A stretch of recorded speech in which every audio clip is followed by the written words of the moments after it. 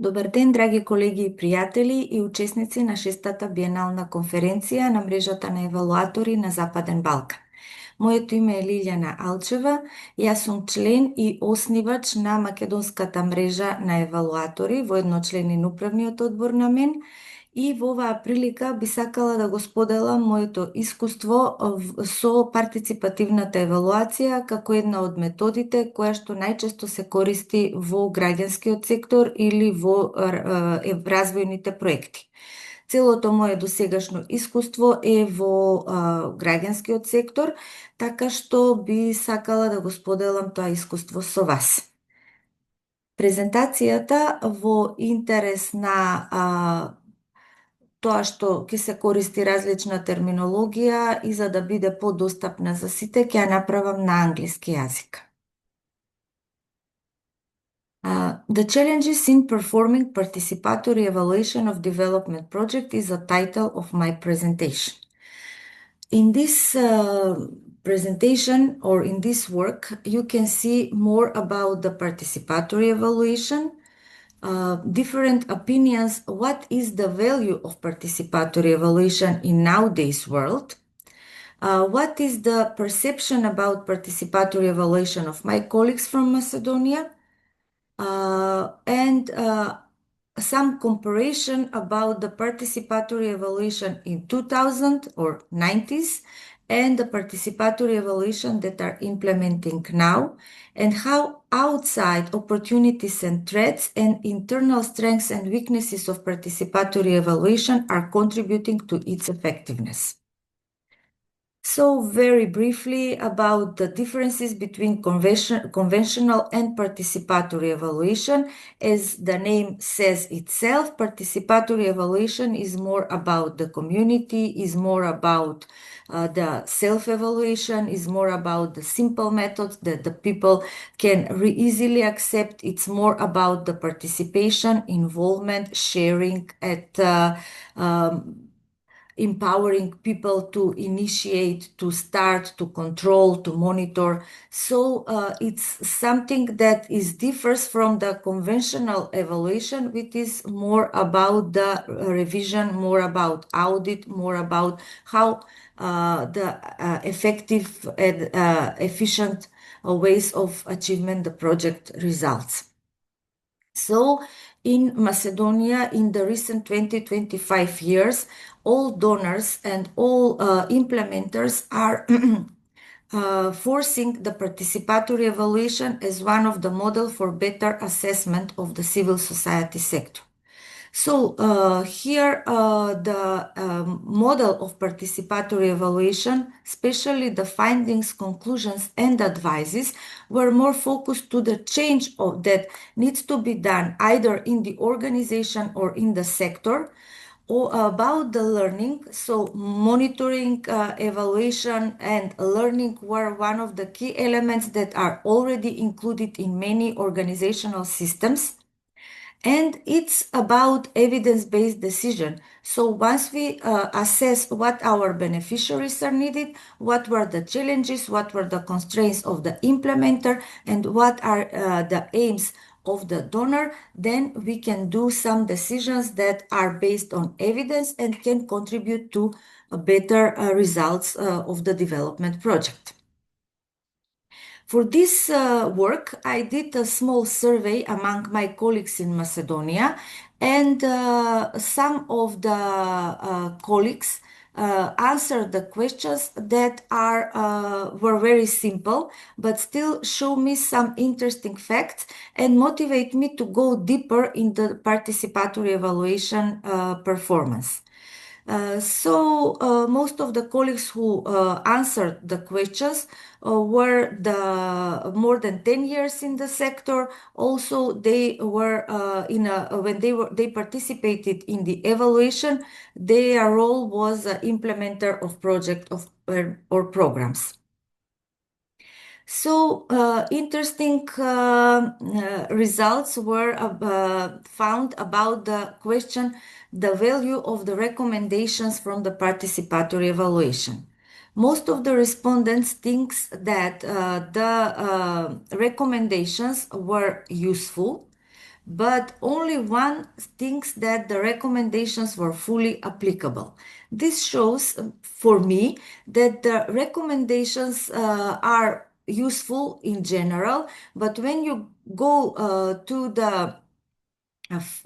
their application, that seems that some of them are not fully applicable in the context.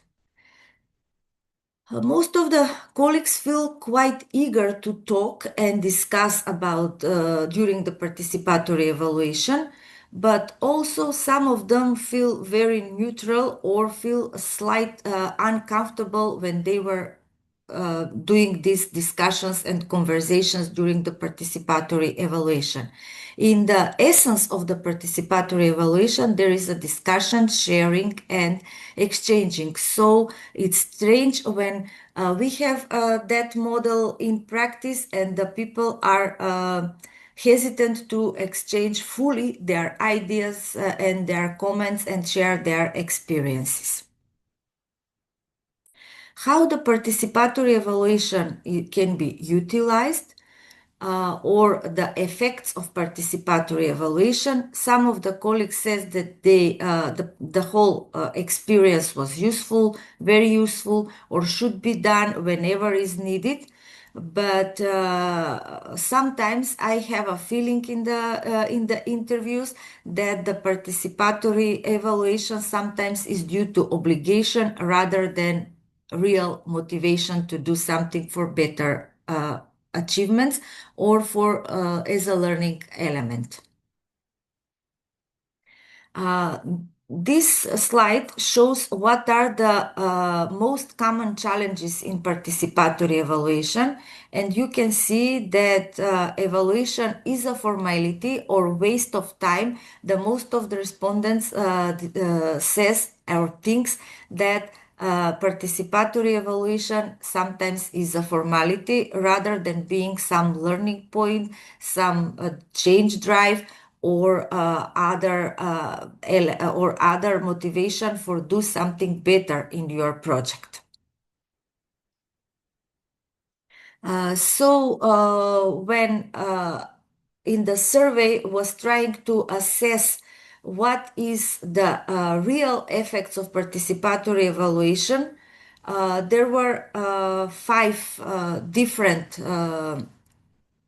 effects that are in the you can find in the books as a real effects of participatory or outcomes of the participatory evaluation, and the most useful for respondents was that participatory evaluation contributes to accountability and transparency and encouraging learning within the organization. But when this goes into the practice, then means something not so clear and not so easy to be done. On the other side, I asked the participants in the survey how can they contribute to higher quality or higher implementation of participatory evaluation.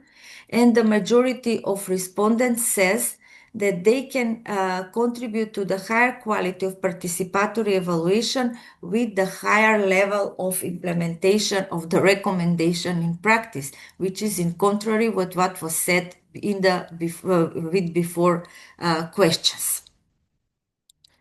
So that brings me to another decision to make. I was trying to remember on the evaluations that I've done in the early 2000, actually in 2003, and the evaluation that I did in 2023, and try to remember and try to find the facts, what was different between these two evaluations. The evaluation in 2000 was a long-term evaluation of MCIC, so I've choose these two evaluations that was done for the same organization in a difference of 20 years. So in 2003, the methodology was proposed by the consultant team, and the consultant team was consist of internal and external evaluators. There was a team of 4 people, and all of us was doing the methodology that was proposed to the MCIC management, and then they decided whether to accept or not accept the methodology. In contrary, with the assessment of the biggest program of MCIC Civica Mobilitas in 2023, where the methodology was proposed by the donor and was about to taste how can we measure the impact of the broad and complex program for the civil society using that methodology, which was beneficiary assessment. During the implementation of the evaluation in 2003, the document analysis has been done, a lot of meetings with beneficiaries and partners, discussions inside of MCIC with the management staff and the staff. And no one, especially from the beneficiaries and from the donors and from the partners, have no objection that in the team who was doing the evaluation, there were 2 people who were working for MCIC. In contrary, when we are going with the Civica Mobilitas evaluation, then it was conducted by a national facilitator, aid co-facilitator, and so on. And there was some hesitance when the people from MCIC were present during the discussions with the beneficiaries. So also the beneficiary methodology strictly prescribed how these implementers can be participated into the evaluation processes. And there were some other differences that are on the slide. I would stay with these 2 differences, which for me was the most striking as a problem, why the participatory evaluation now is in crisis, as I may say. What to say now? I mean, the survey shows that there is a need for participatory evaluation, but maybe in a different form that we are planning to do using the same methods and same methodologies as we did in the past.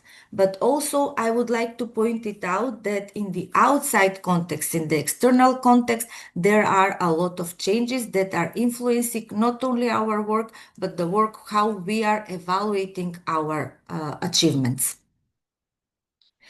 The trust in civil society has a declining trend. This is from the report of Trust in Civil Society Organization that MCIC is doing every 2 years since 2006. And also, based on all this, I've tried to put the external and internal elements into the SWOT analysis, which you can see on this slide. Most of those things I've already mentioned during the presentation. And now the question is participatory evaluation still relevant today or more necessary than ever?